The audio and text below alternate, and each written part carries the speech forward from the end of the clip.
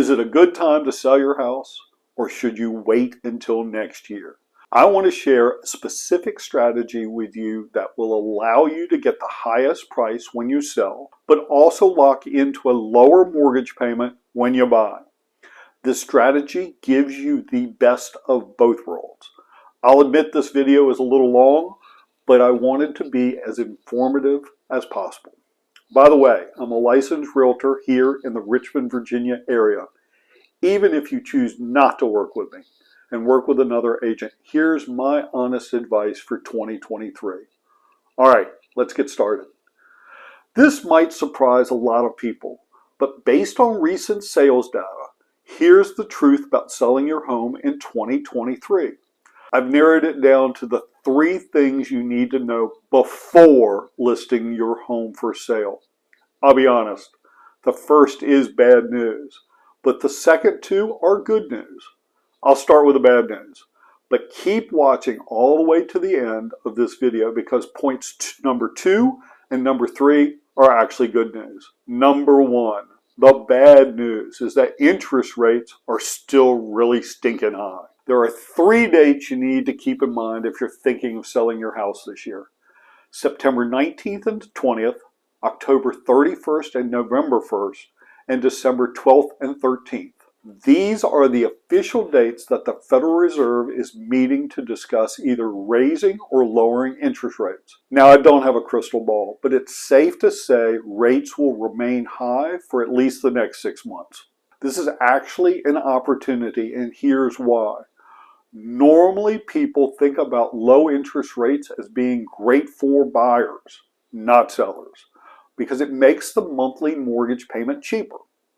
But this also affects sellers because when buyers have access to cheaper money, they're willing to pay a higher price for the home. This, in a nutshell, is what happened in 2021. Obviously, this is a great thing for sellers too. The problem with the higher interest rates now is that when rates were so low during 2021, many people refinanced at record low mortgage rates. In fact, almost 85% of homeowners have a mortgage rate that's far below the current rate today. They're not super excited about moving if they have to give up a 3% mortgage for a 7% mortgage. Duh. This is, more than anything, what's keeping inventory really low. For buyers wanting to buy in the Richmond area right now, there's just not many homes to look at. But this is true everywhere, not just here in Richmond. The National Association of Realtors reported there were just 1.08 million homes for sale last month, compared with 1.92 million during the same month in 2019. In other words, there used to be almost twice as many homes for sale as there are right now. If it feels like there aren't many homes on the market, it's because there aren't. It's because of interest rates. So if you want to sell, you'll still get a great price for your home right now. Home prices are still high in the Richmond area, and they'll stay that way for the next 5 to 10 years. I'll explain why in a minute. Which leads me to point number 2. And it's actually really good news. The second thing you need to know, which is good news, is that home prices are expected to remain stable and probably even increase over the next several years. There's no crash coming. This is good news because it means you don't need to stress out about waiting and trying to time the market. One of the biggest mistakes I see buyers making here is they want to wait until home prices come down, or wait until interest rates come down. Waiting is not a good strategy. As the old saying goes, don't wait to buy real estate. Buy real estate and wait. This is especially true in 2023 because of one simple word: demographics.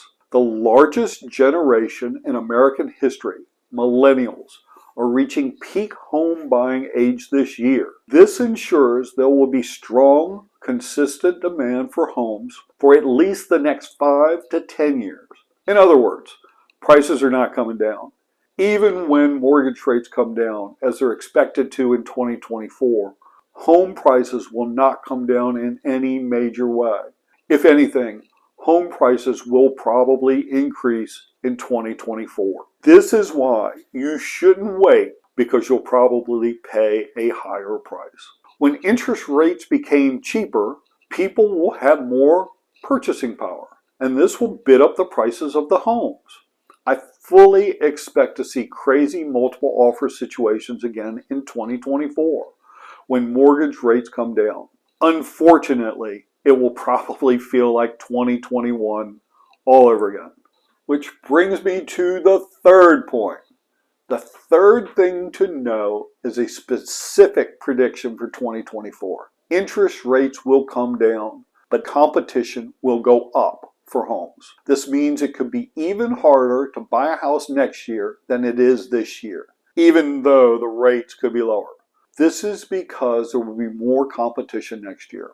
We're already seeing this priced into the adjustable rate mortgage market. Usually you get a better deal in the short term on adjustable rate mortgages, but that's not really true right now. That's because even the mortgage investors know that rates are likely to be lower next year. This is why the specific strategy I'm recommending is to buy or sell your home this year, lock in today's home price, and then simply wait until next year, 2024, to refinance the mortgage at a lower rate. This gives you the best of both worlds. You can lock in today's home prices before they continue to increase next year, and when interest rates drop, you can refinance into a lower rate. Let me know if you have any questions. My cell phone number is 804-370-1210.